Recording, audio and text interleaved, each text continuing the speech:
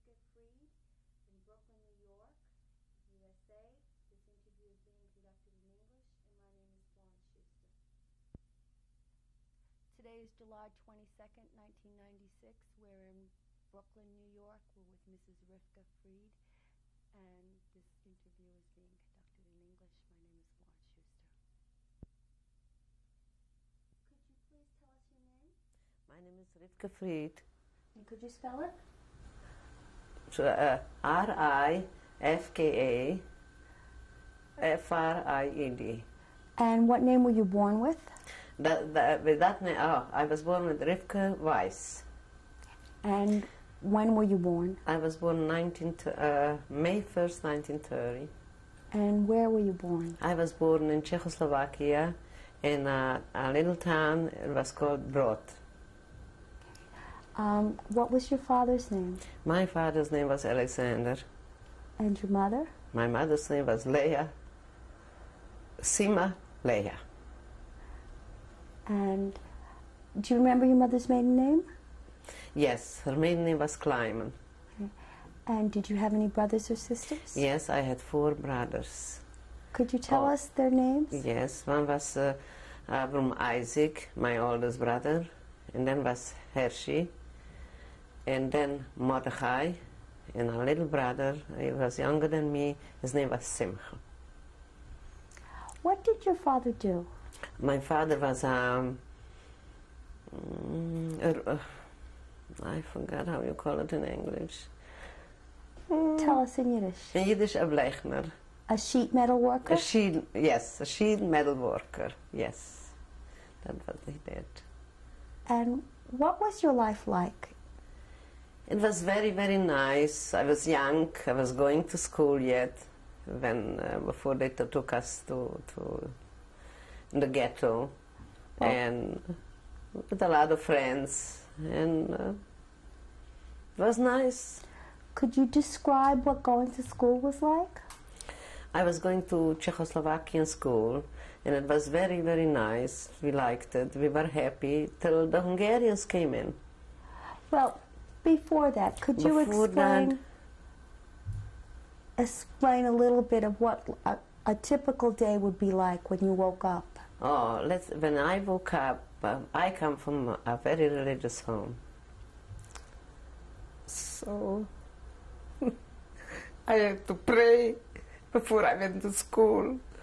Then I went to school, and then I came home, and I helped my mother with the cooking, and then I had to pray also to say Tehillim every day. And then we had spates, and we made from that balls like, and we gave it away to some people that they made it to little rocks. And then I prayed, and then I was going to play a little bit. Summertime we were swimming. We had also the forest. We were going in the forest for strawberries, and also mushrooms we had, and very, very nice. Everything was very nice there. It was not rich life, it was poor life, but it was nice. We were young, we didn't understand yet. And it was good. Had a lot of friends. Could you describe what your home was like? I mean, inside in the house? Yes. I really don't remember a lot. We had 3 rooms. That's all what we had. But my brothers were mostly away. They were in the yeshiva. 2 or 3 of them were away. Me and my younger brother was home with me. Was it an apartment building? No, it was alone, a house by itself. My younger brother was born when the Czechoslovakian president, the same day, the same month, and we got some money from that, and with that money we built a home for ourselves. Could you explain that a little bit better? Who gave you money? The president, everybody who was born the same day as he did, so they gave them money. And what date was that? I don't remember. I really don't remember. But with that money, we had money to build a house, and then we did build a house. It was very nice, and my mother was very, very clean. She kept it very nice. We were happy. Did you have a separate bedroom? No, I didn't. We didn't have separate bedrooms. We slept, two brothers slept in one bed, even sometimes three of them, you know. It wasn't like here everybody has a separate bedroom, no. And I don't even remember. I think I slept with my parents in one room. Yes. Could you describe a typical Shabbos? Oh, Shabbos, especially when all my brothers were home. It was beautiful. We all had very nice voices to sing. So people used to come under the windows to listen. We were singing, going to temple and coming home and have the meal and singing, and it was beautiful, really beautiful.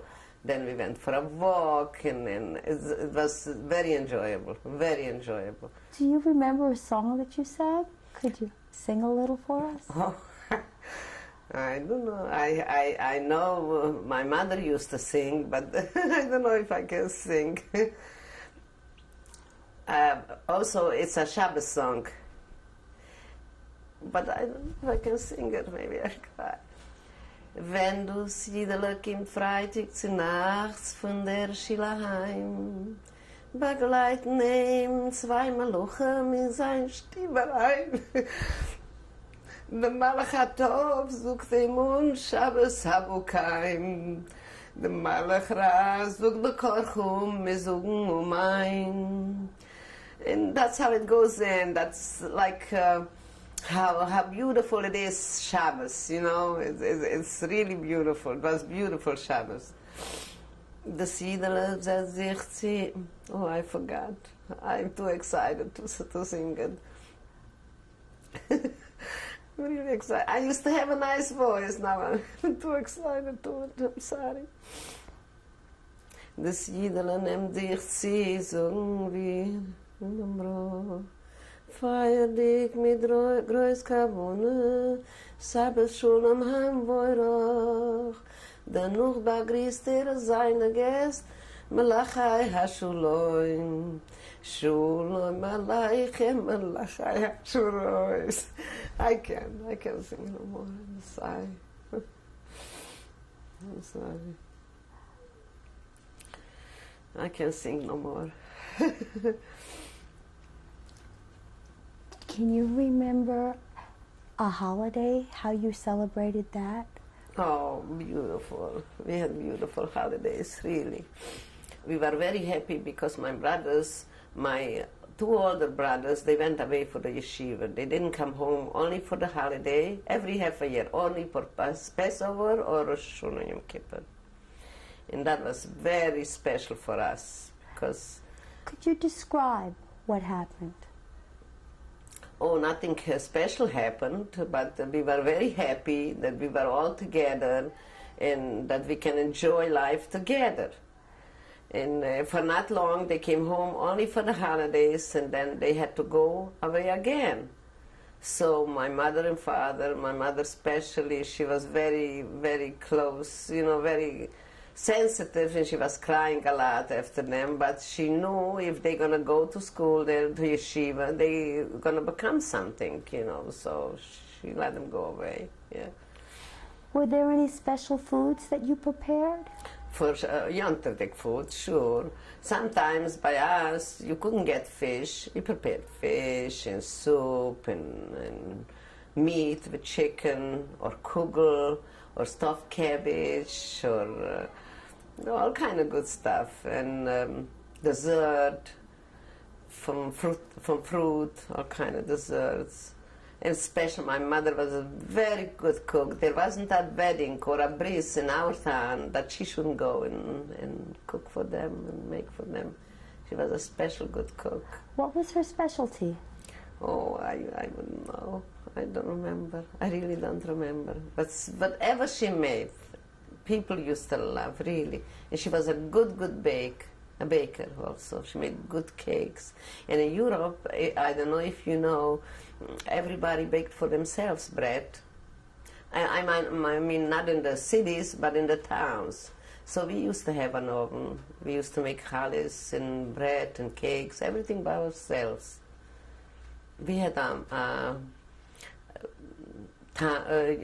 where it was growing the wheat, and then we made it to flours. You know, we had I don't know how it's called in English, where you make from wheat flours. A mill? A mill, yes. And then we baked ourselves everything. Yeah. She used to try to teach me, but she used to wake up early in the morning, 4 o'clock, and she felt sorry to wake me up, so I never learned how to make the dough and nothing. Was too young yet. And I was nice and quiet. We never thought it's what's going to happen. We had a cat also in the house. I had a cat. Yeah. What was the cat's name? Oh, I don't remember, because you know then I hated her because when they took us to the ghetto, so I forgot the cat in the house. So I ran back. I should let her out. So our neighbor came. He wasn't Jewish, so he tried with a broom to came after me. Go away! It's not your house anymore. It's mine.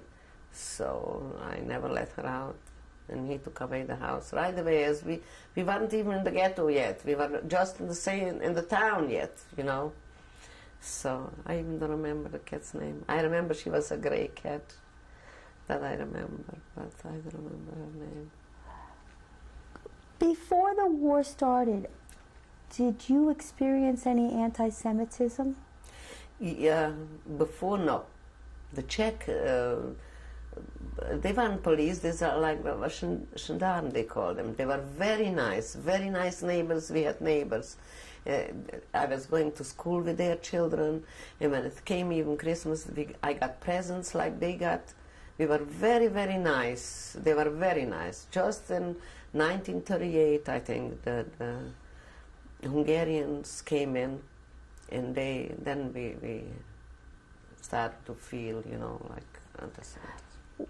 I'd just like to go back a little bit. You said the Czech police were called the gendarmes? Yes. And your relationship with them was? Very nice, very good, very good.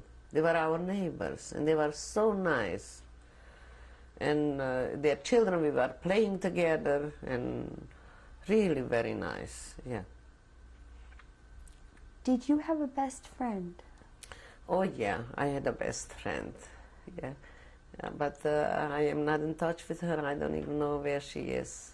What was her name? Also, her name was Rifka, yeah. Could you tell me a little bit about her? Yes, her father was a shoemaker. And we didn't live far away, and we were always together, always. And I lost her when in concentration camp. I lost her. I don't know. And I had cousins there. My mother's sister's children were next, not far from us. And yeah, I had a lot of friends. Yes, school friends. It was a little town, only 100 Jewish people lived there. I mean, the town wasn't so small, but only 100 families of Jewish people lived there. And we were all very close, very nice people, very nice people. Not too many are alive yet. When did things start to change? In 1938, the Hungarians came in, and somehow they took away, I don't know who took away, they took away 2 families, they took them to Poland. I'm sorry, could you just tell me, what do you remember seeing? They started, we didn't have enough food, we didn't have sugar, we didn't have a lot of things that we couldn't get. And you couldn't bring in either, especially for no Jewish people. Were there laws? Yes. When did that happen? That the Jewish people are not allowed to go from one city to the other. I don't remember exactly when, but I think in 1938, 1939. How do you remember feeling when you... They bad, because they looked at us differently, and we were afraid because they took away families from us. And somebody came back, a girl, she was my friend, she was 12 years old. She came back somehow, I don't know how, and she told us they killed all of them. So I didn't see, since then it started by us to be anti-Semitic. Do you remember her, what did she tell you? She told me that her grandfather, the whole family, they shoot them, all of them. And she somehow, she was hiding under a tree or something, and she came back by foot from Poland, she came back. What was your reaction to hearing We this? were afraid. We were always afraid that they're going to take us now, you know. Everybody was afraid, and you were not allowed to leave the town. And it was terrible. You had a feeling something is going to happen with us. But we didn't know what, but we were afraid. What do you remember hearing and seeing at this point? I really don't remember too much. I just know my mother told me, don't go away too far away from the house, stay around, and not too much really, not too much. And then what happened? And then came in, I think the Hungarians didn't stay long, came in the Ukrainians, and they were very mean to the Jewish people.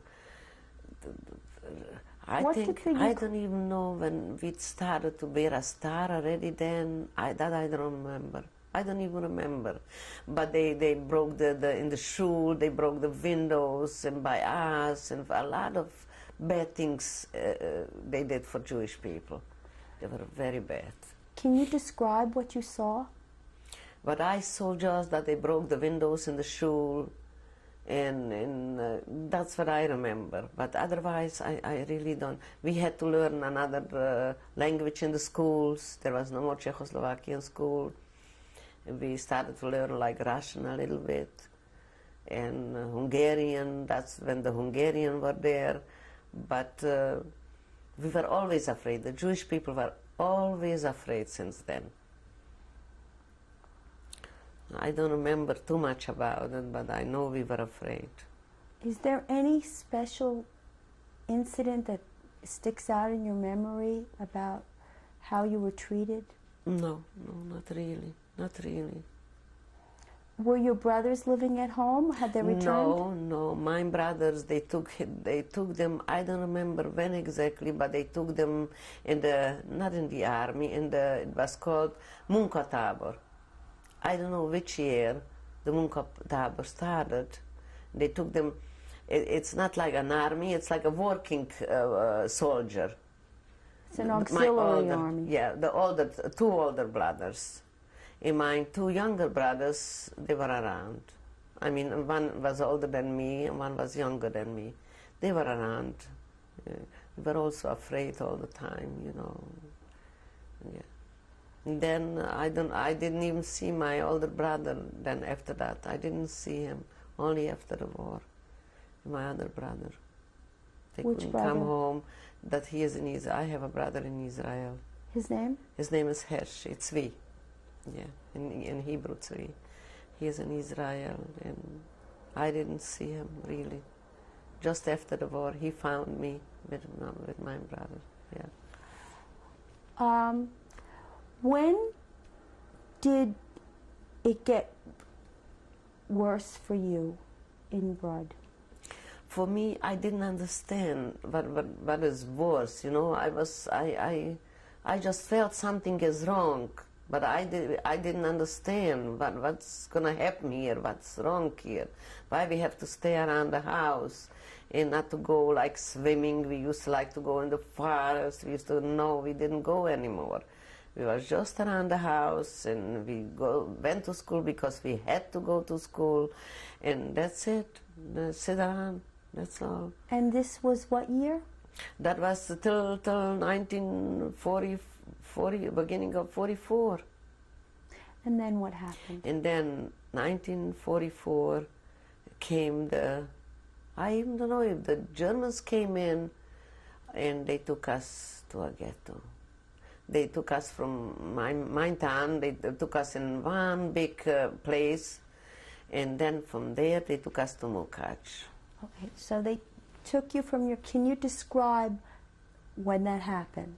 When you had to leave your home? We had to leave our home. It was Passover. I remember like today. It was just the end of Passover. We put away our Passover. We started to put away our Passover dishes, and they came running.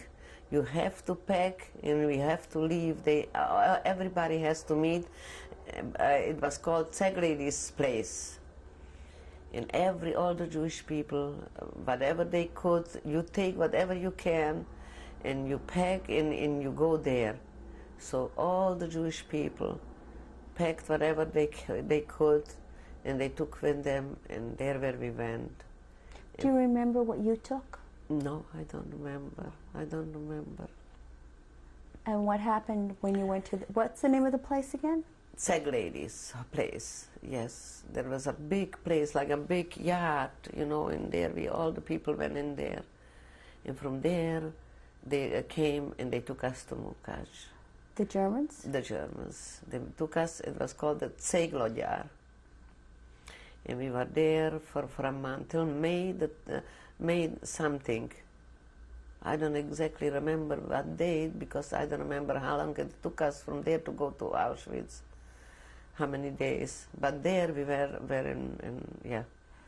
And so this was, I'm sorry, this, from the marketplace or the meeting place, yes. Where were you taken? To Munkacs. Could you describe what Munkacs was like? We didn't go never in the city. It was a city. We went in a ghetto. Oh, a lot of people came from all over. I don't know how many thousands of people were there from all the towns around. And we were staying there for a while. I don't know how many weeks exactly. And could you describe what your living quarters were like there? I don't remember really. I don't remember at all. I think we had everybody had a little corner for himself, you know. Do you remember what you ate there? No, I don't remember. I really don't remember. Whatever we got, you know, but we were kosher. We didn't eat everything, you know, what... I don't remember what we get there to eat. I really don't. So what did you eat because you were kosher? I think bread with whatever we got, maybe some vegetables. I don't even know. I don't remember. I don't remember really. How did you pass your time in the camp? Oh, they gave us work to do. I was with a broom to go around to clean. It should be clean around there. And we washed clothes. I helped for my mother. We had to do everything for ourselves, you know. So we a whole day were busy. If not, then we were praying the whole time. My parents and me, my brothers, we were praying. My older brother, yet my third brother, he wanted so much to stay. He shouldn't have to go in the ghetto, because two his friends, they were left over, they were hiding away. And he asked my mother, please, can I go with them? My mother said no. And I'm sorry till this day, because after 3 months they were already free. In the forest, they were hiding in the forest. And he could have left maybe. You're talking about your brother's friends who hid in the forest. Yeah. So he came with us, and then he... Which brother is this now? That's the third brother of mine. His name? His name was Mordechai. Yeah. He could have left. He could have stayed. Maybe. I don't know. Maybe what's bashert is bashert, you know. I just feel bad. And my younger brother was a kid. And his name? His name was Simcha. So I don't know what... What? Did you pray by yourselves, or did you have a rabbi that you could pray with? No. I think everybody prayed for himself. We didn't have there a rabbi. There were a lot of rabbis there, but I don't remember. I think everybody prayed for himself. Everybody was religious. From where I come, everybody was religious. Everybody with a beard, and everybody was religious. Maybe there were modern people too, but where I come from, they were, you know, everybody was religious. So everybody was praying for himself. And Could you describe more about the job you did while you were in this ghetto? Oh, I helped my mother, and then I used to go around with a broom to clean the place. Maybe I mentioned it for you. Came a boy, he started up with me. He got beaten up. I was starting to cry. Leave me alone. So came, I don't know, he was a Gestapo or he was Hungarian, you know. They beat him up so much, and I was so sorry. I still can't forget what I did. I will never forgive myself for that, really. And I don't know, I even don't know, remember his name. Maybe he's alive, maybe not, but I'm sorry I did that. Just to make this clear, this boy was bothering you and you complained. Yeah, and I complained, leave me alone, and then I started, he stepped on the broom, and then blood started to run from my hands, from my fingers, so I started to cry. So they came, they looked for something, they should have to beat up somebody, you know, so. Who is they? The Gestapo, you know, so they beat him up, and I was so sorry, so sorry. Yeah. What happened after you were in the ghetto? After the ghetto, they took us to Auschwitz. And how did you... with the trains, a lot of people in every train, you know. And I don't know for how long, 2-3 days maybe we were going in the trains. But we came in Auschwitz. I remember the date. I don't know how that stays in my memory.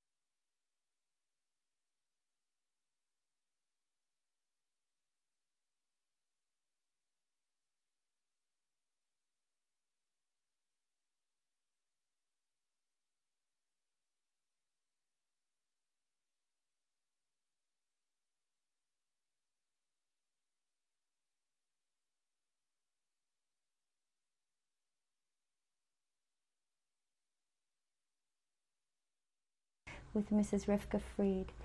Mrs. Fried, I want to backtrack just a little bit. Could you describe what traveling on the trains from Munchausen?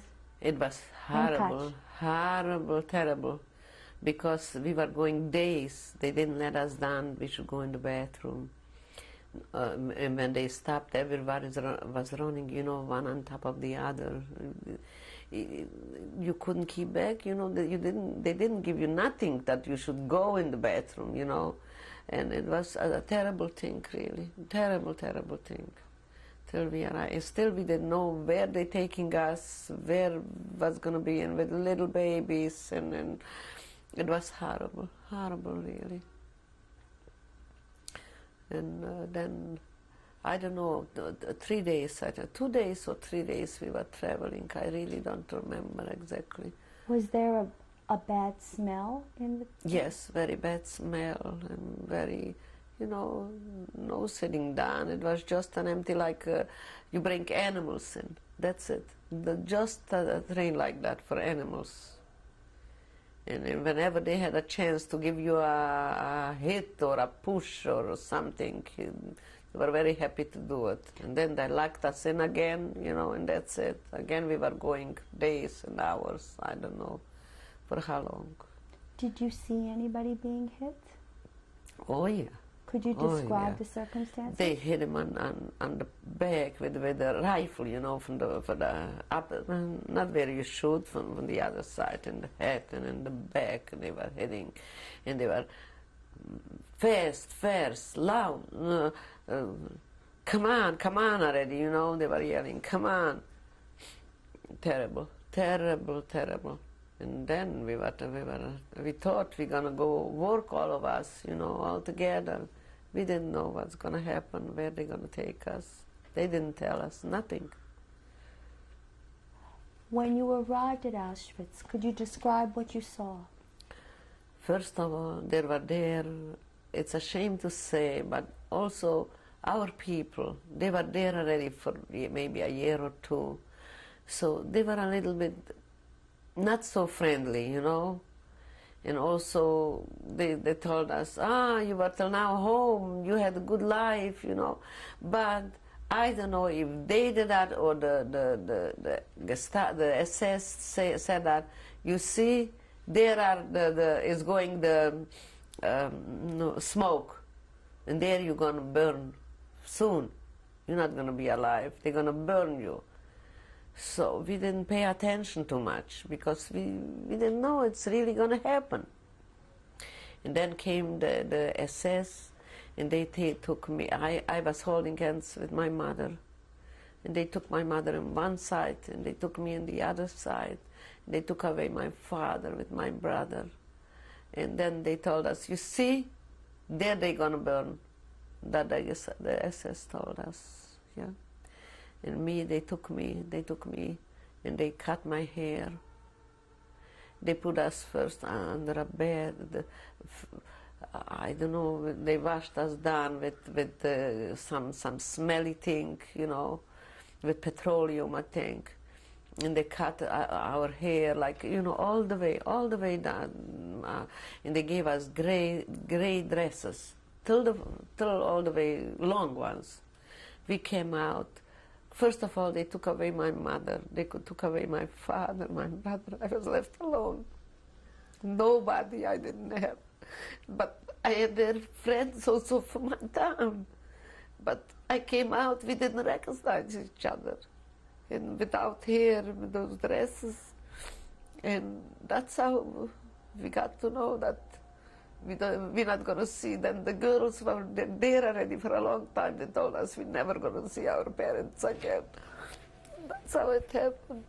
We never saw them again. We couldn't even say goodbye to each other. We thought we were going to see each other soon. And that's it. Then they took us to a barrack in Birkenau. And then they picked us to work. Some of them worked here, but this at least was a working place. That from there everybody went to work. And what happened to you? To me, they took me to work. I don't know if that was next day but soon. I don't know when. They took me to work. They put us on like a house dress in a white kerchief.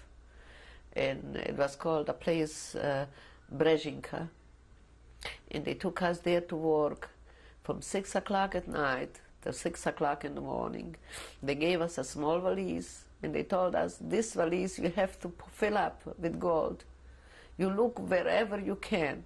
And they told us we should look in the shoes, or we should look in the how you call it? Seams? No, in the seams, or in those pillows, how you know, the padding, or in all over in the pants.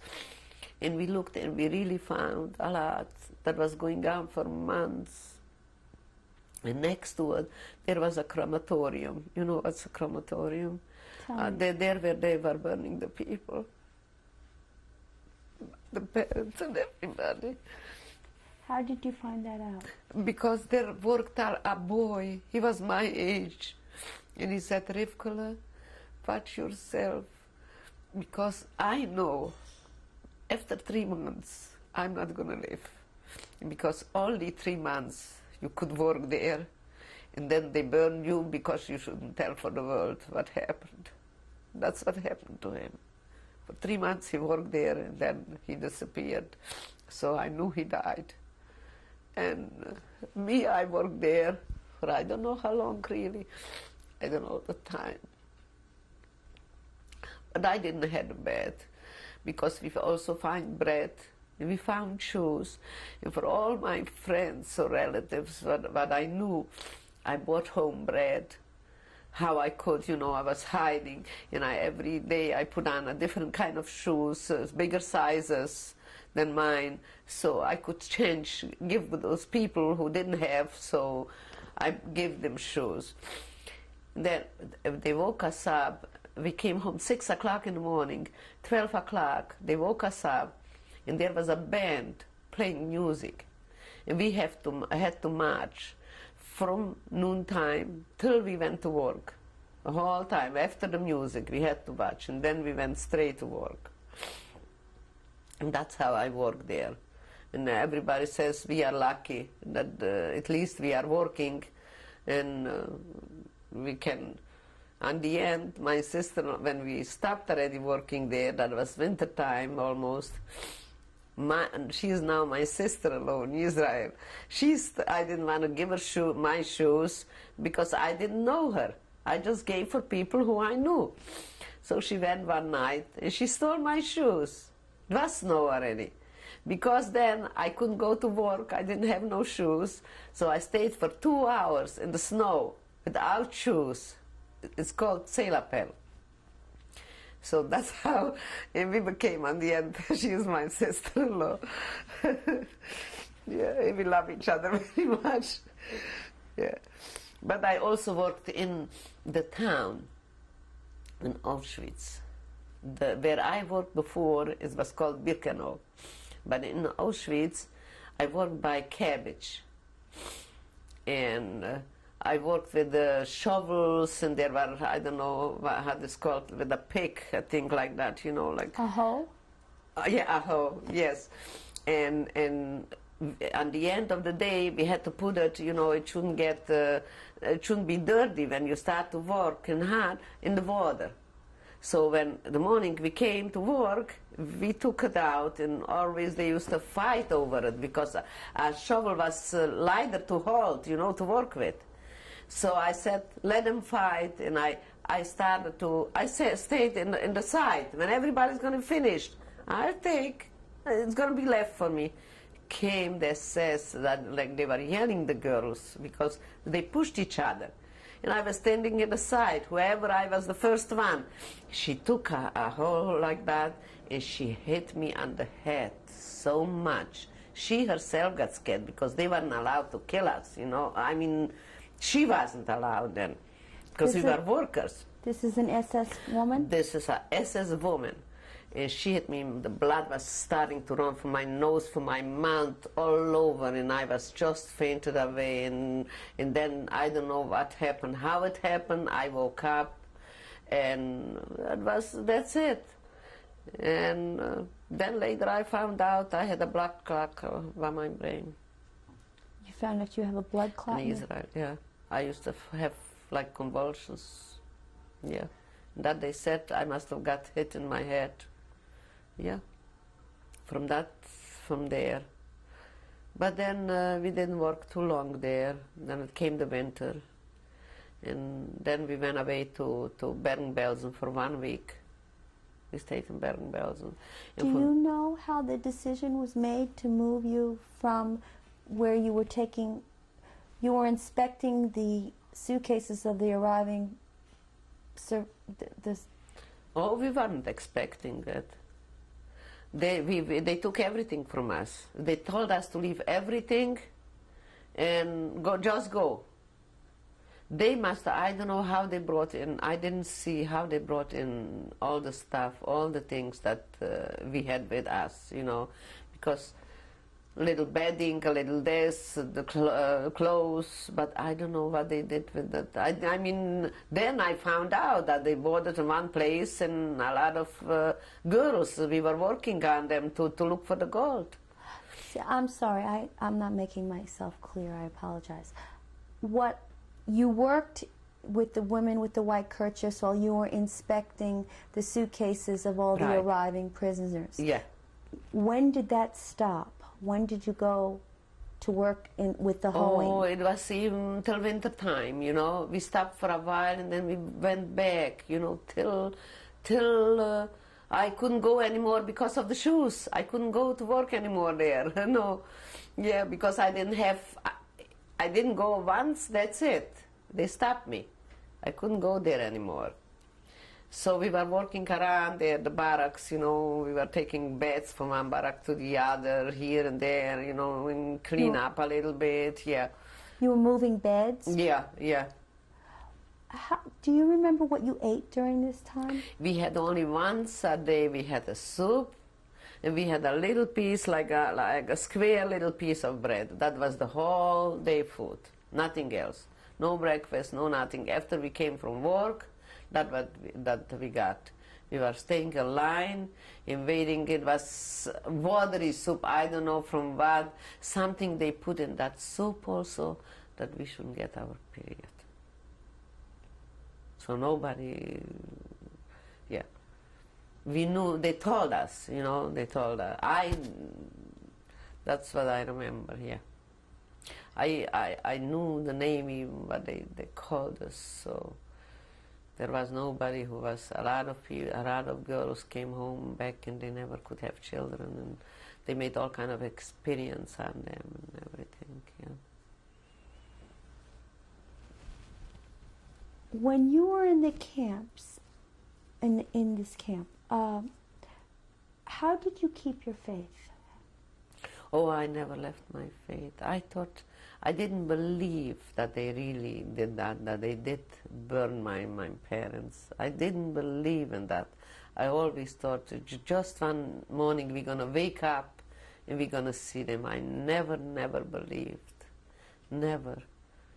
That, you know, we never lost our faith. We never did. Did you pray? I prayed, yes. How much I could, without a book, without a prayer. We prayed every morning, yes, yes. We prayed. I prayed more, I think, than after the war already, you know. Then I lost my faith, really. Because I saw they're not coming home, and then, you know, couldn't believe that it could happen to good people. That they never did nobody bad, nobody, just good. Couldn't believe that. So I lost a little bit my faith. Can you do? What can you do?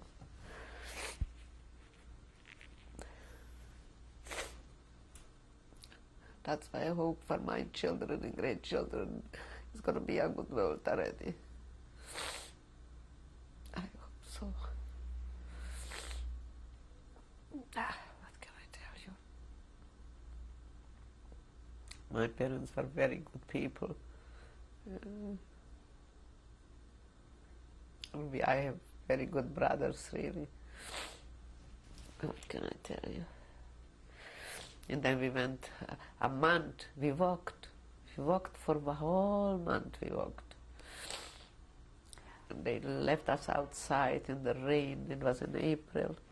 In the rain, they gave us a blanket, and on that blanket we put down on the rain, on the grass, and that's it. And we were sleeping 2, 3, we went out by over 2,000 people. And we were left 100 and something, I don't know. And then we left them anyway. Me and we were together, 9 people, 9 girls. We were hiding. I think we're skipping. I'd like to just go back a little bit. When did you leave Auschwitz? Auschwitz, we left, I think, in February. Of what year? In 1945. And where did you go? We went to Auschwitz. We worked there in a no, how you call it, for the war that you make those things, munition fabric. Ammunition? Yeah, ammunition. Look at that, doesn't come to me. Yeah, ammunition factory. We worked there for a while, I think for a month maybe. Then we went to Auschwitz. Who were you with at this point? Then I had a friend already, a very good friend, that we are in contact here too. Her name? Is Dvora Leibovitz, yeah. then we were together already. From there, we went, and we were a few girls together, but I don't know where they are now. I don't know for nobody. But going back to Auschwitz, when you were with Dvora and your other friends, did you have any moments where you felt good together? We felt that we have someone, you know, at least somebody to talk to say, to ask, do you believe it happens? You know, if that really happens, we're not going to see our parents. We didn't feel good about what's going to happen with us. How do we going to grow up? They're going to kill us too. We never felt good about ourselves. Never, never, never. We were afraid all the time that today is the day they're going to kill us. Like, even there, when I saw Mengele, I was in Auschwitz. Mengele used to come in every night, before we went to work, or every morning when we just came from work, and just to say, you, go down from bed. I need some, they took blood from us. How do you know that? We knew from each other, you know. They say, and then they give you, they took a pint of blood from you. They gave you a piece of salami and a little piece of bread, and that's all. They say, he said, it's going to come back, don't worry. So that's what we were afraid any day that you know, one day we're not going to come back, they're not going to come back. At that point, how were you able to keep kosher? We didn't get nothing, it shouldn't be kosher. Just the soup, nothing in there, you know, and then that piece of bread. I didn't get, me, I was hiding, I didn't want to get, I was afraid for me that they're going to take blood. So they didn't let us to go to the latrina, let's say, to the bathroom if we needed. They had 2 pails, and when the pails were full, then whoever came, the last one, had to take the pails to the latrina. So I went out, and I ran out from the window. And I always took those pails better to latrina than to go and give him blood. So I never got the blood, and I never would have eaten the salami, really, because it wasn't, I don't know if it was kosher or not. Maybe it was the salami what the people brought from home. I don't know. We don't know. But Dvora, my friend, she gave a pint of blood, and she got a salami. She ate it because she was hungry. But I never ate non-kosher food. I never did. Maybe if I would, I didn't have. We didn't have. They didn't give us food. Give us the soup. That's all. I know when you were in camp, you got a number on your arm. Could you describe how that happened? They took the first day when Why we don't you hold arrived. your arm up, please? When we arrived, we were staying in line, and for the working girls, they made them those numbers. Yeah. And your number is My number is 86492. 86492. Yeah. Could you describe that? How that happened? What it was like? It was painful. It was like a tattoo you make. If we didn't know what's going to happen, you know, we didn't know why, but they told us, good, if you're getting that number, that means that you're going to work. So we were happy with that they're not going to kill us, you know. So everybody who had a number was happy, because the rest went in another, I was in A lager, it was called A lager. You know, A. Yeah, the others went in B, was also good, but C, they knew they were not going to really, they didn't know if they're going to live tomorrow. But us, they took to work, though, so at least that we were, you know, yeah. Did you witness people dying? Oh, yes. Could you describe that? I witnessed only when we walked already. Not in Auschwitz. Okay. In Auschwitz, I didn't know. Just when we walked, we went out over 2,000 girls. And every morning when we lay down, you know, we lay down on that grass, and it was April, always raining, a lot of rain. We woke up in the morning, always a few people dead, always. Even sometimes they put us in a, you know, where they keep the cows and the thing. They had their wheat. In between the wheats, they had little, it grows, you know, like little hearts. And we ate a lot of that. So from that, girls died too, you know. So I don't know, we thought we were going to die too. We were ready to die, you know. Then they didn't want us too much to die, because they thought they were running with us away already. They tried to wish they should be friendlier at the end, not in the first month, maybe the last week. Because maybe if the Russian soldiers or American soldiers are going to come, we should say they were good to us, you know? Yeah. So they were eating potatoes, so when they were peeling the potatoes in a house, they threw out the peels for us, so we should have what to eat. They didn't give us to eat at all.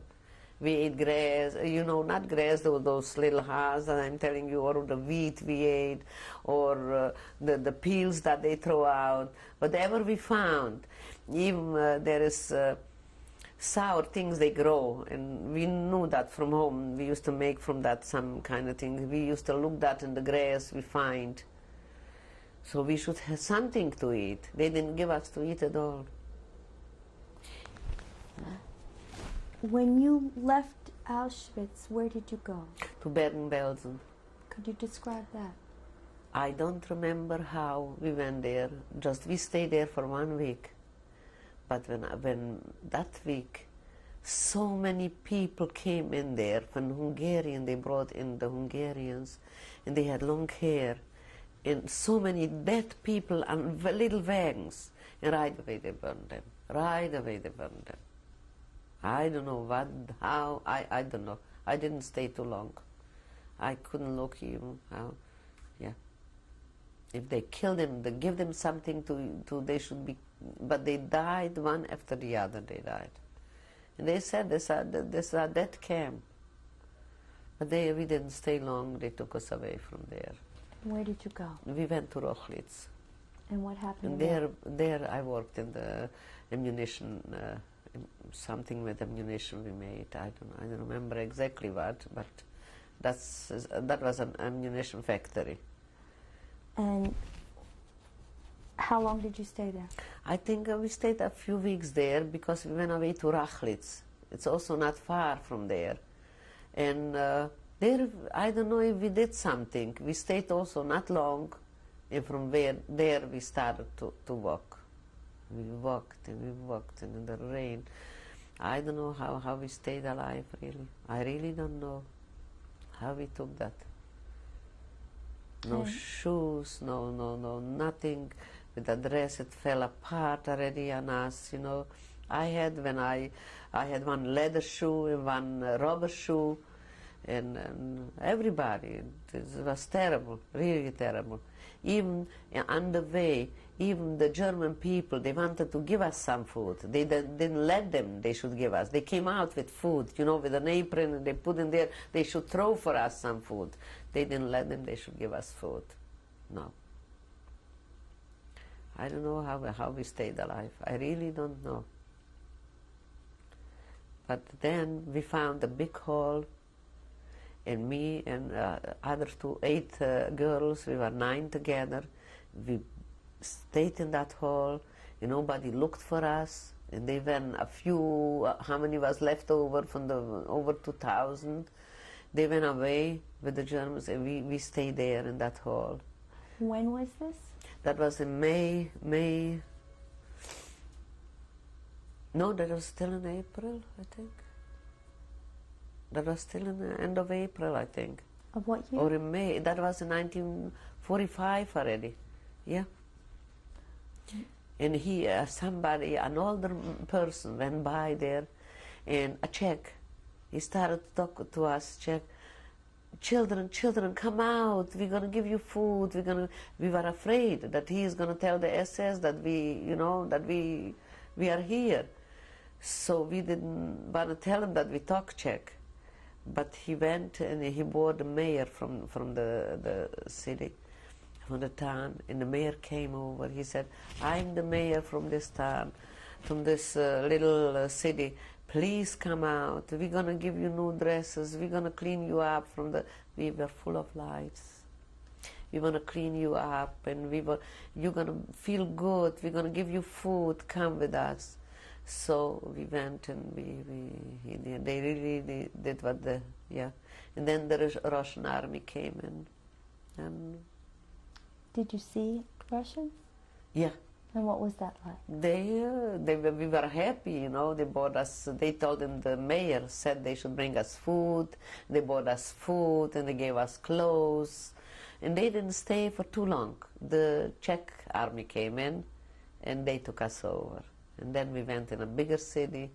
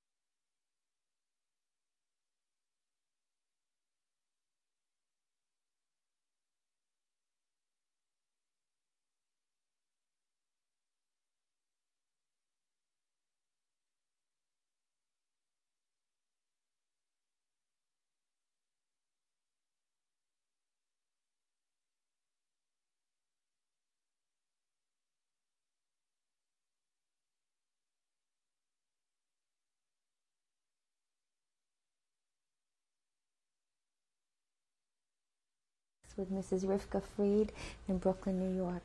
Mrs. Fried, could you just clarify for me, where were you in the hole? Where was that?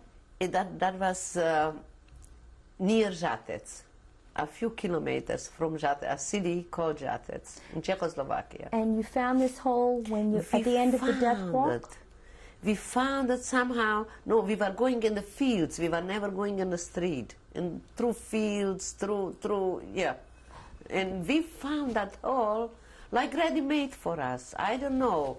It was like a big hole. They made it, not for us, but they made it for some purpose to put there something, or I don't know. But it was big enough for 9 girls. We went in 9 girls there. And it was late in the day. And we just slipped in there, and we stayed there. In the middle of the night, a train with Germans came, and they passed by. It was not far from the train tracks. And they left the train right there. And they was running away. So many Germans, they were yelling. We didn't know what it is. And we were so quiet, so they shouldn't see us. There was dark. And then when we heard it's very quiet, they aren't there anymore, that Dvora, she told me, come, let's take a look. What's there in the train? So we went out and we looked. There was so much money and so much cans there and so much stuff in the train, but we didn't take nothing. We didn't want nothing, just cans. We took cans, and I don't know if she was older a little bit from me. How we opened those cans, I don't know. And what it was in them, I don't remember either. But we ate from those cans overnight, and one girl then got typhus, and she died in the hospital. That was already in the hospital, when we were already in Žatec. I just want to backtrack just a little bit before you found this hole. You were on this death march with the Germans. Yes. What happened to those Germans? Did they disperse? They just disappeared. Always a little bit less and less and less. And at the end, we have a few, but they had rifles. We couldn't just stay. We had to march. We had to go. Not march, go. And the planes already, the war planes were over our heads already. They saw. Then they started, don't worry, you know. so then, I don't know, we disappeared, and I don't know where the rest went, and where, you know. I'll tell you something, everybody was for himself. We didn't know nobody's too many names, we didn't know from where they really come, you know. We were just together because we kept together. With that Dory, I kept together, really, because she told me from where she is, and my mother was born in that same town, you know, and she says maybe we are relatives too, till this day. So we kept together. But otherwise, I don't know. And she was older already, and she knew more, you know. She told us, let's stay here or let's go there. And when they came for us, the mayor, she said, okay, I think we can go with him. And we really went there, and we did a good thing, really. But in a few days, everybody was already, you know, became the soldiers, and no more Germans. That's it, in a few days. And they took us in then when we were already clean, no more lice, no more, they put us dresses, and we weren't so hungry no more. So, in one girl, they were twins. She died. They took her in the hospital in the city, and then we said we all want to go in the city. And that's how we went to the city. And they gave us a big apartment there. Can you describe that apartment? It was a very nice apartment, and we found dishes there, and we started to cook for ourselves, whatever we could, and we took in there, Prague, the main, how you say it, the capital city from Czechoslovakia is named Prague. So we used that Dory, she used to bake and make good things, and we used to take to Prague with a train for people who came from the concentration camps, everybody. And we said to people, come with us, there is so much stuff you can take home, come, we'll show you. Then we had a lot of stuff already. Myself, I took 2 suits, maybe my brothers are going to come, they're going to find me, I put away for them, on materials, on leathers for shoes, and a lot of stuff we had, you know. But we brought people always there to us, and they came, and there were one boy, he also came, he was not far from my home, and one day he said, I'm going home, I take a lot of stuff and I'm going to go home from where I come. And he went home, and on the way, and on the station, there is a pump, like to pump water, you know. But you can do it yourself also to pump and to drink. So he asked somebody there, can you do me a favor? I'm very thirsty, I would like to drink. And who was it? It was my brother. And he says to him, sure. And when he drank, he says, can you do it for me? My brother said, can you do it now for me? He says, sure. And when he put on, my brother put on his face, he said, don't you have a sister? He says, my brother, I had a sister. I don't know if she is still alive. So he said, sure. Isn't her name Rifka? He said, yes. She is alive. She is in Žatec. So he says, are you kidding? He says, yes, I was there now. And she gave me so much stuff and such good food. Go there, you're going to find her. So both my brothers were in the other train going to Prague. He was going home. And when they came to Prague, it was on a Wednesday, and they were looking for a street. It's called Žatec. Looking for the street, looking for 2 days. Then they said, no, he just, you know, it's like he dreamt about it. But then my younger brother says, you know what, I'm going to ask an older man here. Maybe he knows where that street is. So he asked him, he says, sure, there is a city, it's called Žatec. Not in Prague, it's 60 kilometers away from Prague. Go there and you're gonna find your sister. So they came there on a Friday morning. Can you tell me what you remember about this? Tell me from your viewpoint. When my brothers came? Yes. Oh, a lot of people used to come in our house. because we cooked the whole time. We cooked and baked, so whoever came used to eat by us and go look for things. So when my brother came in, it was Friday, and we prepared for Shabbos. And I was, one was cooking, one was cleaning, and I was washing the dishes and wiping glasses. And so I hear somebody came in. Is there a girl, Rifka, here with you? And so I came with a glass in my hand with a dish towel, and I'm wiping it. Who says, and who is looking for me? And then he says, don't you recognize me? I'm your brother. And I started to cry terrible. And so much, I didn't know what I'm doing. I squeezed the glass, and the glass broke in my hands, and I cut here my finger. I still have the thing on that. And we could both cried. I didn't recognize him. He looked so different. So for a few years I didn't see him. And then he said, go outside, somebody else is there. And I went outside, there was my other brother. So I was so happy that I have somebody left. And we are very happy since then. And then we took by ourselves an apartment, and we lived together for a while, till my brother bought himself a girlfriend, and he got married, and the other brother got married. And then I went away in a kibbutz. My cousin passed by there, and they were going, Zionists, they were going to Israel. So how did you get involved with the kibbutz? My cousin passed by, and my brother saw her. They said, maybe you take my sister, our sister also, because they were both married.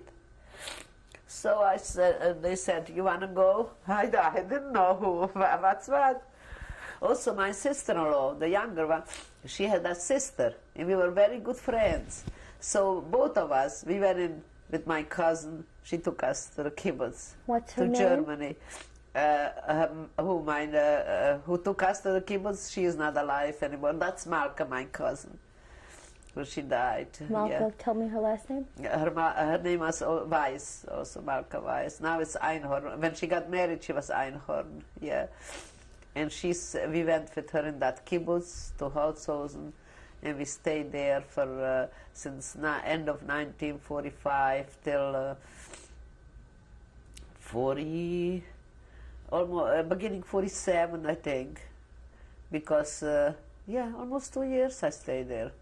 No, in 47 went with the Exodus then in the middle of the year. Before we get that, describe what it was like in the kibbutz. Oh, it was fine, yeah. This was in Germany? This was in Germany, yes, in Holzhausen. It's called Holzhausen, near Landsberg. Could you describe that? What it was like there? We were with nuns. They had a villa like for themselves, and they took us in. We were 200 children there. They were teaching, we had teachers, they teach the boys, they teach them the hardware with how to work, and gardening, and sewing they didn't, I don't remember. They teach the girls also. You? Me, I was very good in the kitchen. I worked very hard in the kitchen. And me and two other girls, helpers, and a man, he was the main cook, and me. We worked very, very hard. And I was so, with all my with all my soul for that kibbutz, you know, that I have a home now, you know, that even they went in the movies. I said, I'm not going because when they're going to come back, I have to prepare sandwiches and they were going to come hungry, you know. But I was the same age like they were, but that's how I am. We had a good time there. We were young. We were singing together, making like fires and singing all kinds of songs, you know. It was good. We were young, and yeah, we liked it. And then at nights we used to go they should organize us. We should go with the ship to Israel. So we didn't go just like that. You couldn't go. You had to go. They shouldn't see you, you know. And we went at nights, always someplace else and someplace else, till we came to Frankfurt. And from Frankfurt we went with the Exodus then, yeah. And that was Well- a hard thing. Oh, it was not a hard thing. Just for clarification, could you tell us what Exodus is? Exodus was a ship from wood made together, just, to clap together, and there was 4,500 people on that ship. I don't know how the ship kept us there, and we were all for Israel, young people, my age, even a little bit older, a little bit younger. They took us that we're gonna go there. I don't know, maybe for to the war. I don't know. They took us there. They didn't tell us nothing. We're going to Israel. And what time was this? That was in 1947. So Israel wasn't a state. It No, was still... Israel was still Palestine. And we were going till we came there. We came there in the English. They didn't let us in there. And they started to fight. We had battles and we had tomato. What did we have? Whatever we had, we threw on them, but they didn't help. They didn't kill us. They shoot on us, but they didn't kill. But they shoot, and they said, no, you're not going to go in. We're not going to let you in. And they took 3 their military ships. And they threw our stuff, what we had already, our clothes. They throw it on, and somebody's in the water, and somebody's not in the water. Mine fell in the water, and I didn't have no clothes to change, no nothing. For 3 months, they kept us on the water. They took us back to Hamburg, and they gave us food with the biscuits with worms, and we didn't want to eat that. So we were on strike with food. And when we came, they stopped in some places. When we came to French, the French people said, good for you, don't let yourself, don't eat that food what they give you. If you're going to get sick. So we really didn't. And they took us back to Hamburg. And we came to Hamburg, they made, how you call it, like the Germans had. Watchtowers? Watchtowers. And they watched us, and I didn't have no clothes. On the ship already, my dress fell apart, from the salt water, from the air, from the salt. So I couldn't go even in the bathroom. So there was a tall guy between our group there, that we went together. So he gave me I took his jacket so I can cover myself to go in the bathroom and again to sit in the corner there. One woman died and they put her in the water. One got crazy, a young girl, after a concentration camp. So it took us 3 months. What happened with the lady?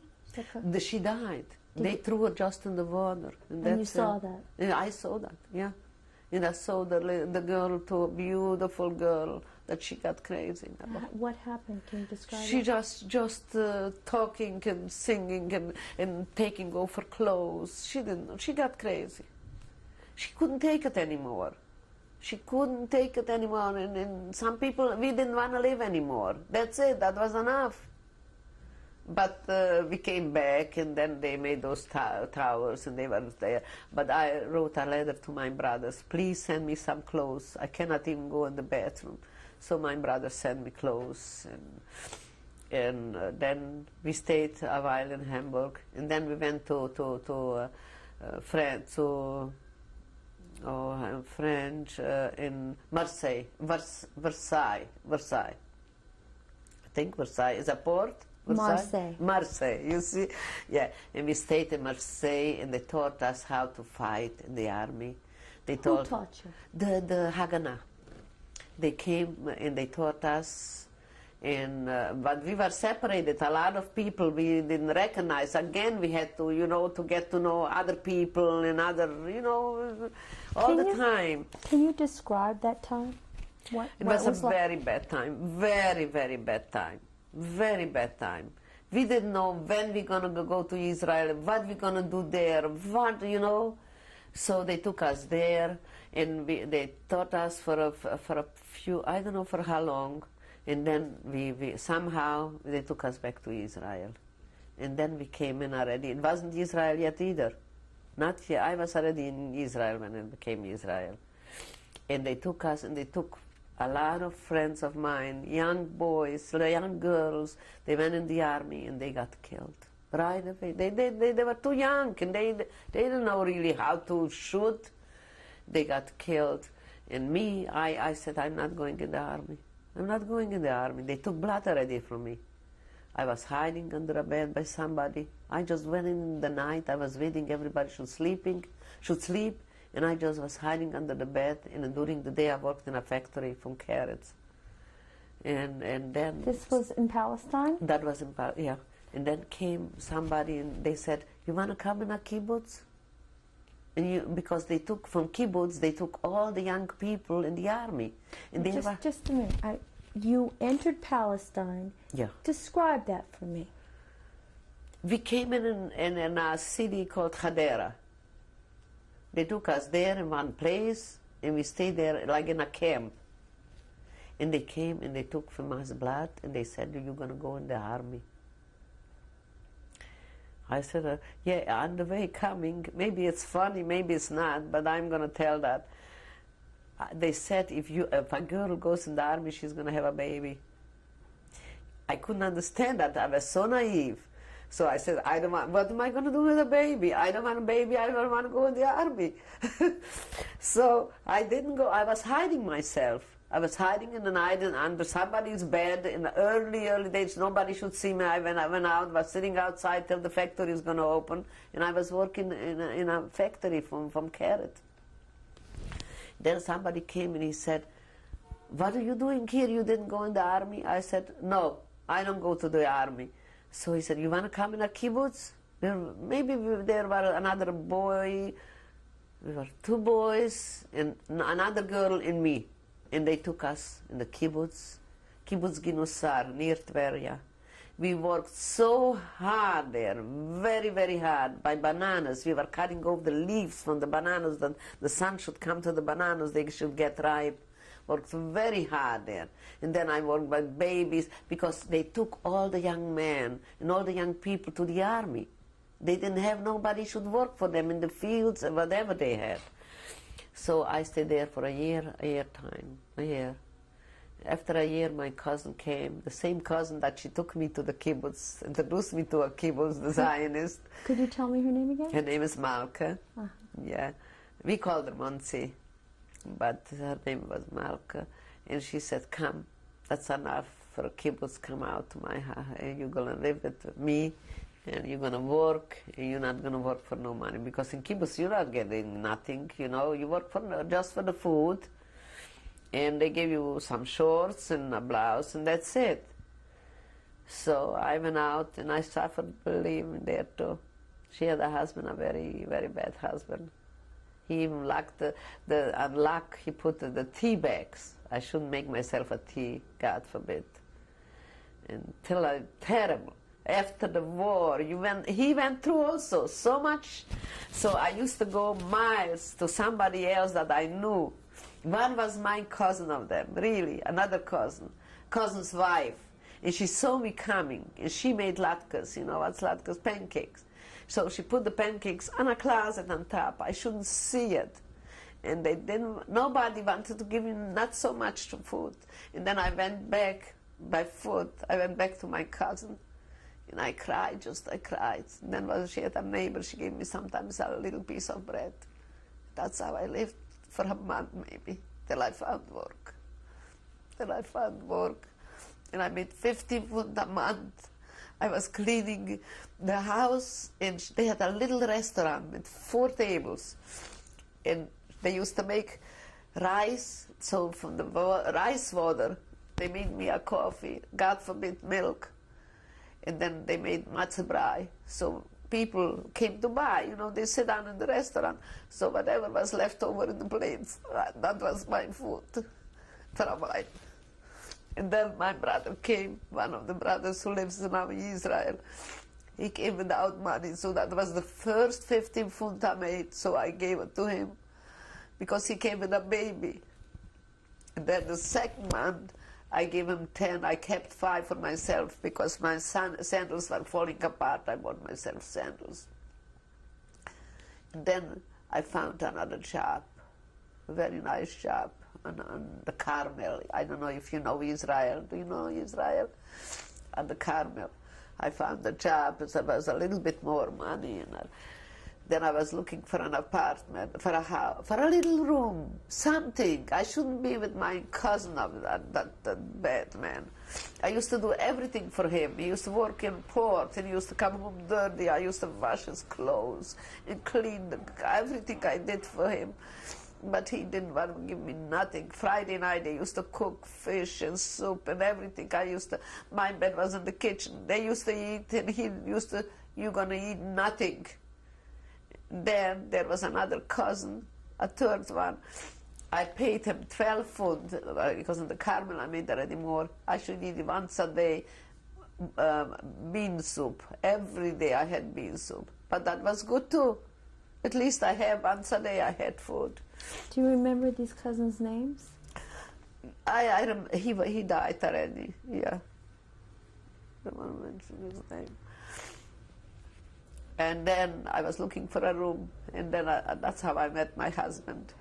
And your husband's name? Because he said, my husband's name is Israel. And he was with somebody. They had Arabic apartments, you know. So I asked him, I heard you have a room with another girlfriend. We wanted to take together for a few, you know, dollars. So he says, I have to wait. No, the old man, I asked him. He said, no, you have to wait for my partner. So then I met my husband. From then on, he used to bring me, he was a baker. He used to bring me cake Friday. I couldn't even taste from that because my cousin's husband, he ate the whole thing. He didn't give me even from that cake that my husband brought me, you know. And Holly, and he used to tell downstairs in the grocery, if you sell bread for my wife, sell her only white bread, not dark bread, because he thought the white bread is better.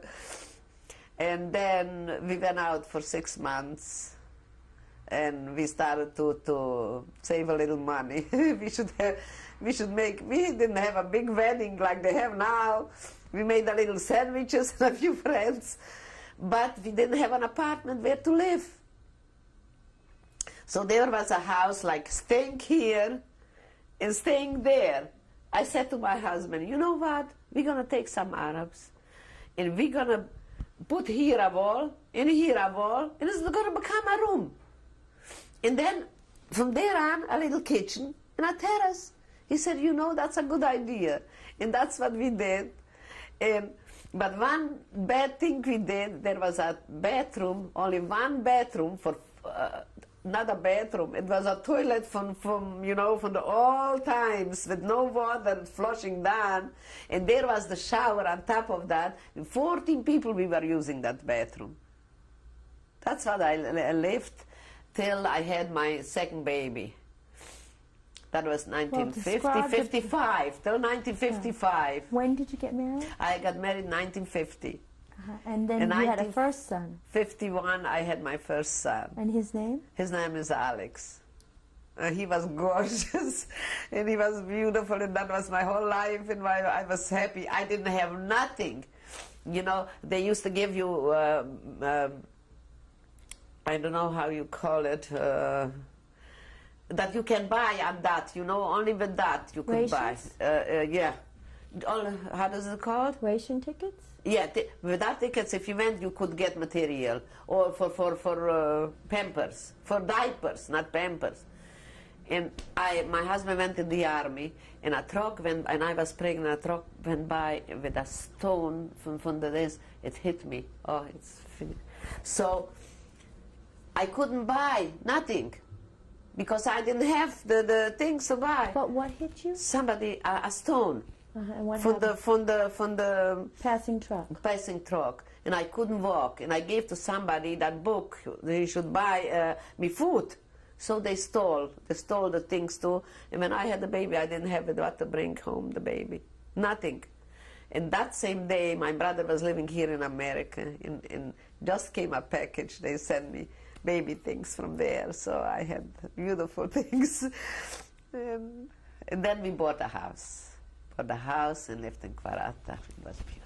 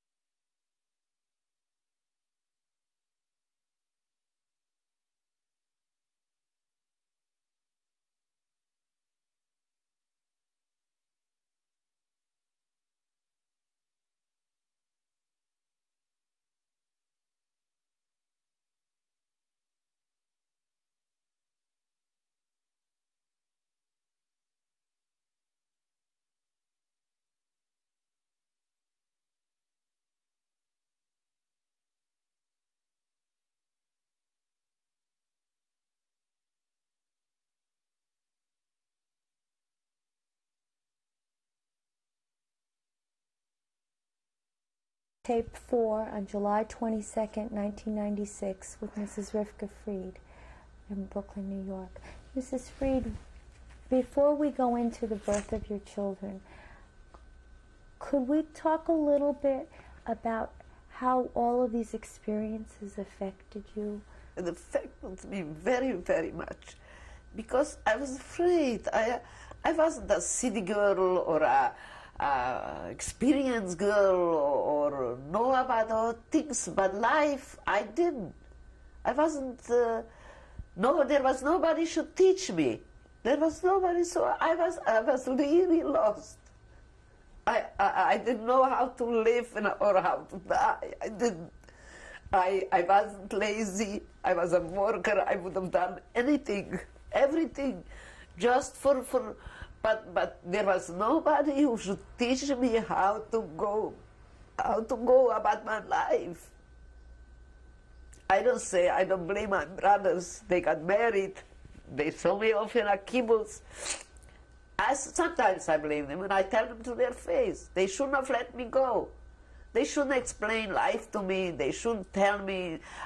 Before that, I was never in a big city. I come from a small town near my mother all the time. It was very, very hard on me. Very hard. Especially after I had my children. I became sick with my convulsions. Really, I was sick. Describe what happened after your children were born. After my children were born, I don't know. Maybe it happened before. I'm sorry. I just want to. First, we have your birth of your first son in 1951. 51. And your second son, his Second, name? It's Matityahu, and he was born in 1955. And now explain, please. And I used to like to read a lot, always, even now. So I used to sit and read when they were sleeping. And my husband used to work a lot of times nights, most of the time. I was reading till down, you know. And I used to wake up. Look, I was falling on the floor. I don't know what happened to me, you know. That happens once and twice, and then my neighbor came. And she said, I told her, I don't know what happened to me. I just find myself on the floor. She says, oh, you look so bad. What's wrong? So when we bought a house, when we moved away from Haifa, then I went to a big doctor. I became very sick. My husband went and he brought a doctor. The doctor said, I have to go check myself. And I went to a city called in Israel, Petach Tikva. It's a hospital, Bellinson. And they made me a check. They gave me iodine. And they checked my head, and I didn't wake up. They were very scared. From 9 o'clock in the morning till 5 in the afternoon, they thought I'm in coma. They couldn't wake me up. But then I woke up. They said I have a blood clot near my brain. And whenever I am or nervous or excited or something, so I have a convulsion. Yeah, I used to. But I had my children, and I didn't care. I'm sick, you know. What did the doctors, were they able to determine how you got this blood clot? Yeah, they said because I was hit in the head. And I told them how I got hit in the head, and that's why I had that, yeah. Then I had to go away. My husband stayed with my children for 2 weeks. I didn't have the money. My brother sent me from here for 2 weeks, not to see my children, not my husband either. I should come to myself a little bit, because I was very sick then. My younger son was always crying. He was a colic boy, so I was up with him day and night. So maybe that also bring me. I was very weak and everything, you know. So I got very sick, and my husband said, "You have to go. I'm going to do everything. I'm going to stay with the kids." Just we didn't have the money. So my brother from here sent me money, and I went away for 2 weeks in a place to recuperate. And then we thought about it, and we had a friend came here to America. He said, maybe you come here and your husband is going to make better living, and maybe you find a good doctor, and maybe you're going to be helped. So we came to America. And when was that? That was in 1959. My younger son was 3, my older son was 7. He asked everybody, can I stay please here? I be a good boy. He didn't want to come, really. Didn't want to. And me, when I came here, I saw here when I came to, I had already a house there with a garden, with everything. And here I was really in trouble in the beginning because it was a strike in the bakery. My husband didn't have work. We came with $5 with 2 children. We didn't have no money, no food, no nothing. Nobody wanted to take them in yeshiva, either the kids, because I didn't have money. So they didn't go. So till my husband worked in Barton's, then till he found a job a little bit because the bakery was on strike. And then I put my kid in here in the school, and I said, I'm going to pay, let me find a job myself too. And I went also to work by Barton's for a while, and I worked there. And even I wasn't happy how the school looked dirty and everything, kindergarten, nursery. But I did it to help out a little bit for my husband.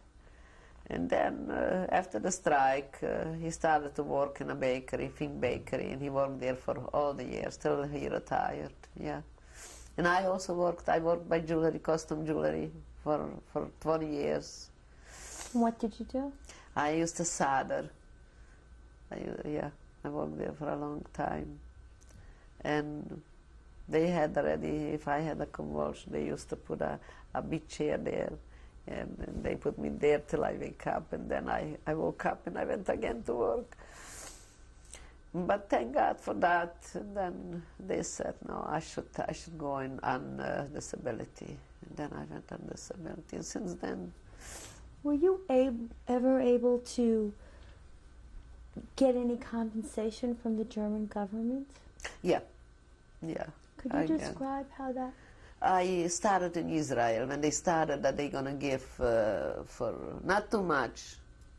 There are people how they, 25%, No, I'm not sure. Could you please clarify this? There is people who are, how they want to this one they can make is not so, I mean, everybody is sick. There is 75% sick, there is 50% sick, there is 25%, but mostly they don't give for sick people so much. So they give you 25%. It's not even enough for medication. Because from the pill that I take for the head, it made me trouble for my liver. I have trouble with the liver now. But I went already, I gave in papers and everything. They say it has nothing to do with us, we only give you something for what you got hit on the head, that's all. So I get every month a little money. From the German government? From the German government, but very little. My husband doesn't get nothing. And it's very hard because we pay a lot of money for medication. And I cannot go to other doctor like to go on Medicaid. I can't. I have to have a special doctor for my liver. I wouldn't go to I prefer to the last minute till I can just to stay with my doctor. I don't want to go to other doctor. I really don't. But the convulsion, thank God, I feel better now. Take the pills and I feel better. No more.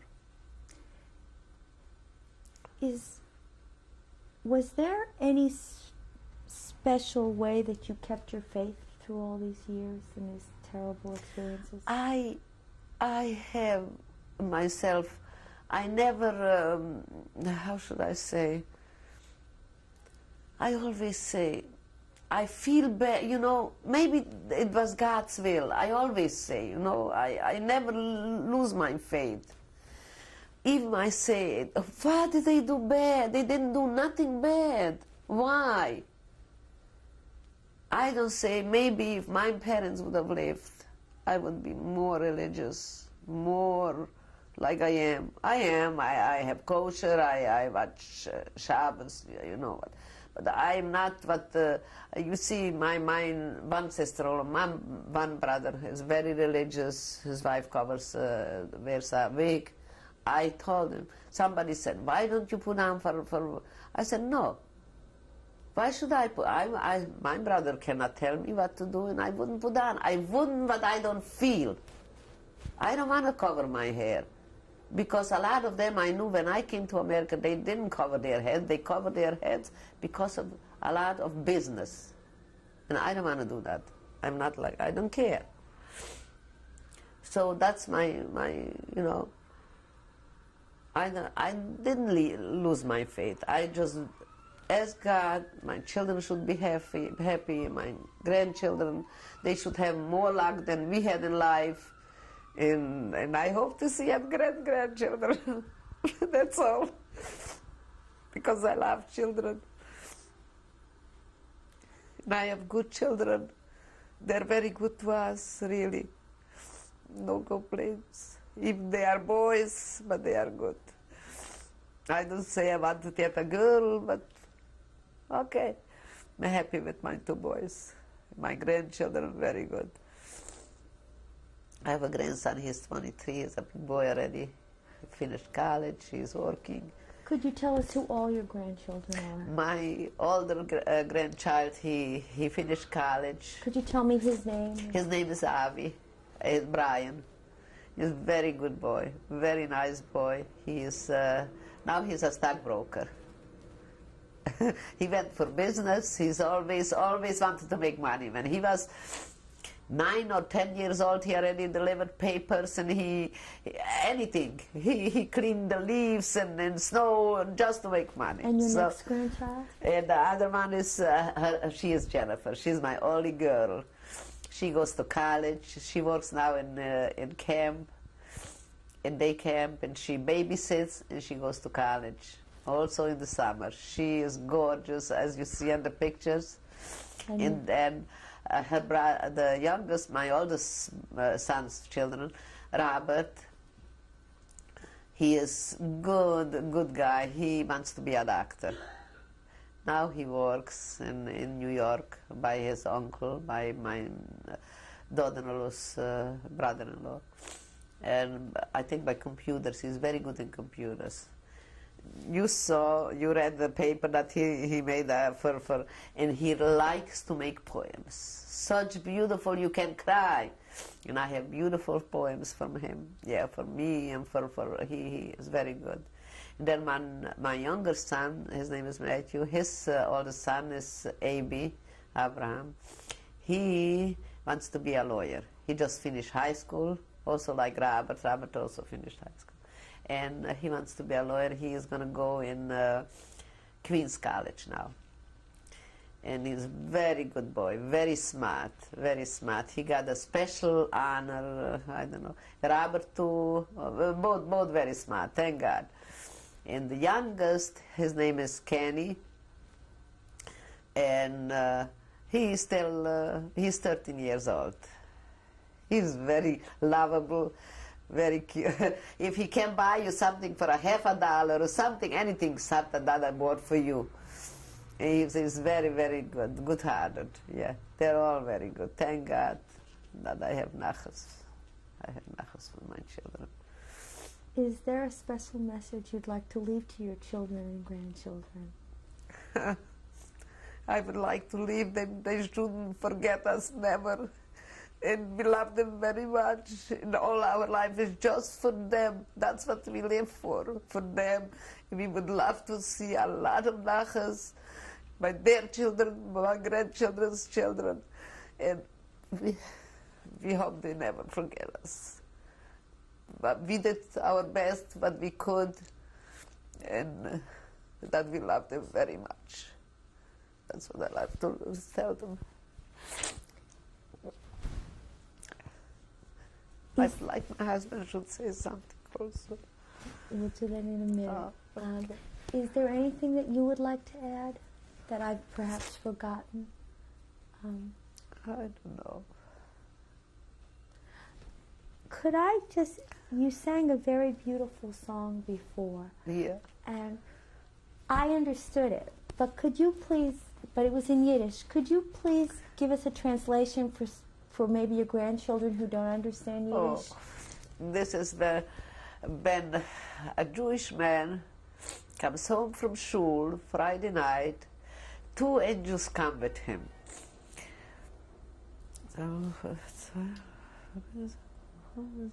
In his house. The good angel wishes him a good Shabbos, and the other angel, but he is not such a good angel, he must say Amen also, because he says it so, you know. And then the man from the house, he starts to sing Shalom Aleichem, Aleichem Shalom. Shalom, you know what Shalom? Peace. Peace to you all, and peace to us all. His guests, he gives the honor for the guests, you know.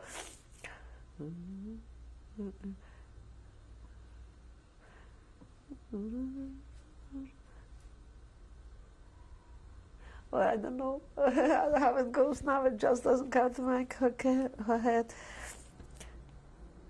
And then when he goes to wash, and how he makes the bracha for the first for the wine, and then for the chali, you know, he washes himself, and he makes, and he says, now we all have to be jolly, you know, yeah, because it's Shabbos, and we should all just good things, not to think about bad things, because it's a holy day, and the holiest day almost, and only Yom Kippur is holier than that, and always to be jolly, and to be happy with whatever you have. You should always be happy.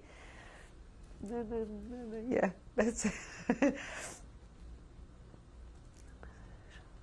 I don't remember now the whole song, but that I know, that you should always be happy, and we should always have food on the table, and be happy. That's all. That's the main thing, to be happy.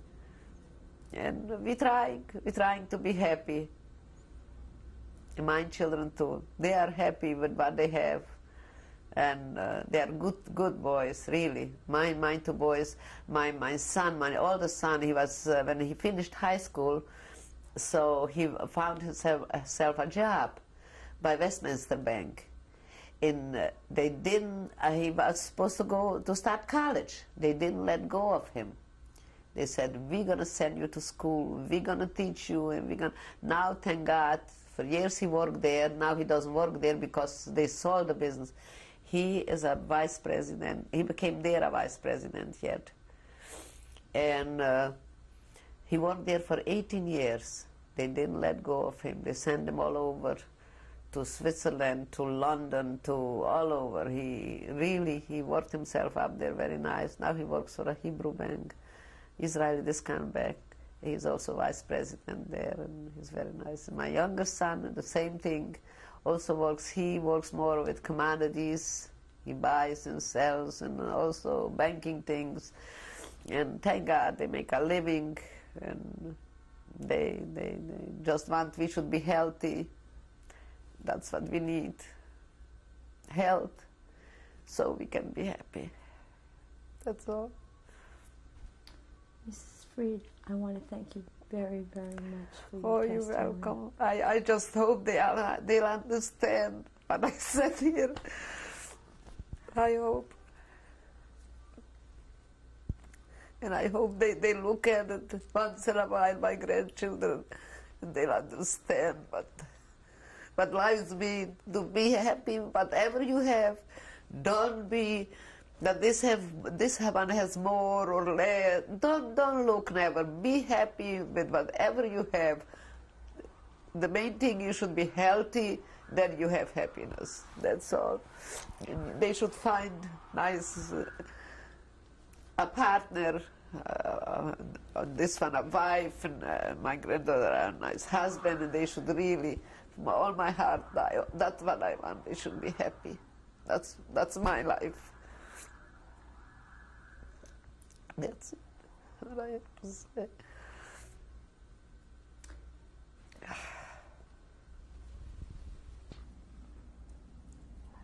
Mrs. Freed, could you please introduce the gentleman who's joined us? Yeah, this is my husband. His name is Israel. And we are married for 46 years, almost for 47. Wir sind 120. And he would also like to say a few words to you, for his grandchildren, for the children. Yeah, Alex and I Martin. want to say that this woman is my wife, also for 46 years. And she gave me two wonderful sons. And they gave me grandchildren, and we built up a third and a fourth generation. Not a fourth yet, A just fourth. a third. Where is the fourth? The grandchildren are the fourth. No, you are one, and your children are two, and the grandchildren are three. Oh, It's not the three. fourth yet. It's going to be. One day, I hope. We went through a lot, bad and good things, and we stood together, and we wanted to be together all the rest of our lives. And I'm very happy to have the grandchildren and the grandchildren, and she raised them. She was working very hard on them because I was busy at work, so she had more time to raise the children like I did. I was only once a week or maybe 2 days a week with the children, and she did all the job. That's why I thank her for it. She was wonderful.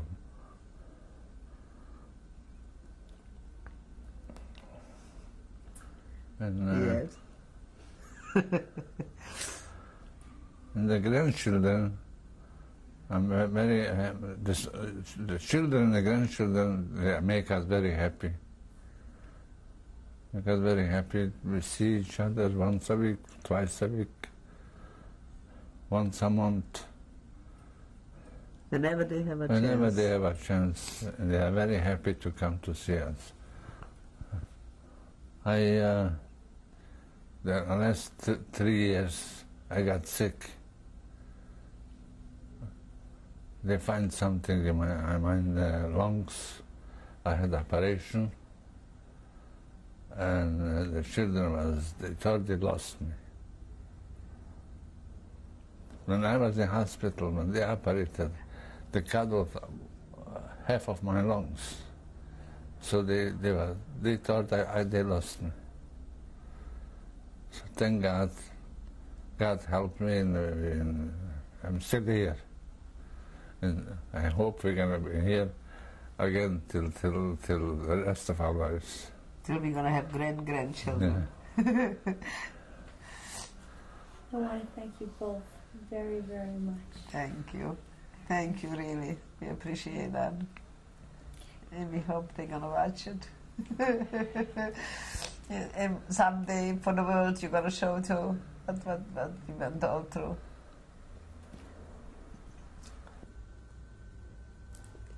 On the top left is my father. His name? His name is Alexander Last name? Weiss. Alexander Weiss. And next to him is my mother. Her name is Sima Leia Kleiman. It's her maiden name. Next to her is on the right is my older brother. His name is Avram Isaac. We call him Bumi now. In the other side of the left is my brother Hershey. And in my mother's lap is my brother Mordechai. And where was this picture taken? And that picture is taken in Europe before the war. I don't know exactly when, before 1939. In the left side, there is my brother Avram Isaac, and in the right side is my brother Hershey, Zvi and Bumi. Those are pictures from before the war. We got this one and also the picture what you saw before from my aunt here in America. And Just again, what are the last names? The last name is Kleiman. One is Kleiman and one is Weiss. Could you tell the story about why? When my brother Bumi Avram Isaac was born, so it was the 1918 war. And so they didn't marry just in the Jewish law, because if they would have married, otherwise they would have taken my father to the war, and he was hiding out. He didn't want to go to be a soldier. So he avoided the He draft. avoided the, yeah. And they never changed his name, so he stays Kleiman. He's my brother, and he stays Kleiman, and we are Weiss. And this picture is my brother. His name is Simcha. He was the youngest. That was taken in also before 1939. And my cousin gave it to me as a present. And I'm very happy that I have that, because we really didn't have a picture of him at all. And which one is your brother? In the left side is my brother, and in the right side is my cousin's brother. So we have them both, really. Could you just give me their names again? Simcha. The other boy's name I don't know. I don't remember. And where was this taken? This was taken in Czechoslovakia, where I was born. This house is a convent. I was there. We were there 200 children. We were, as a Zionist, we were going to Israel from there. And we stayed there from the end of 1945 till, I don't remember exactly, till the end of 46 or beginning of 47. And where is this? And this is in Holzhausen, near Landsberg, in Germany. Ma'am, yeah. you have to say. Yeah. This is a picture also in Holzhausen. I work there in the kitchen. So I'm on the right side, that's me. As I work with the chef there, with a man, and also two girlfriends of mine, they are helpers in the kitchen. This is our wedding in 1950. This is in Israel. There we met, and after 6 months we got married. And it's 46 years, it's going to be 47, and we are happily married till 120. Could you just state your names again? Yes, my name is Rifka Fried, and this is my husband, Israel Fried. And where were you married? And I was married in Haifa, Israel. And then we came to America in 1959. And we live here since then. This is a passport picture when we came from Israel to America. And this is my husband, Israel. And he looks gorgeous here. This is my son, Alex, and his wife, Penina. They got married in 1972 and in Brooklyn. This is 24 years ago. And I hope they're going to be happy. They have three children, and those are my grandchildren, very beautiful ones. And I hope they're going to have grandchildren themselves soon. This is the wedding of my son Matthew and his wife Frida. They got married in 76. And also in Brooklyn. June 13th. Oh, did I tell Alex's wedding day? Yeah. They got married June the 13th. Brooklyn. In Brooklyn. This is the ship Exodus. I was there on it with 4,500 people. That was in 1947. And we came to Israel, and we were taken back to Hamburg. And with the English, it was still Palestine. And we were 3 months underwater.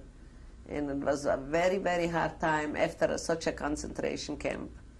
I was very sorry to to the English, I still don't like them since then. True.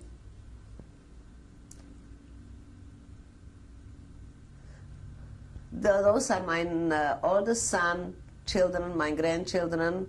In the right side is Avi, Brian.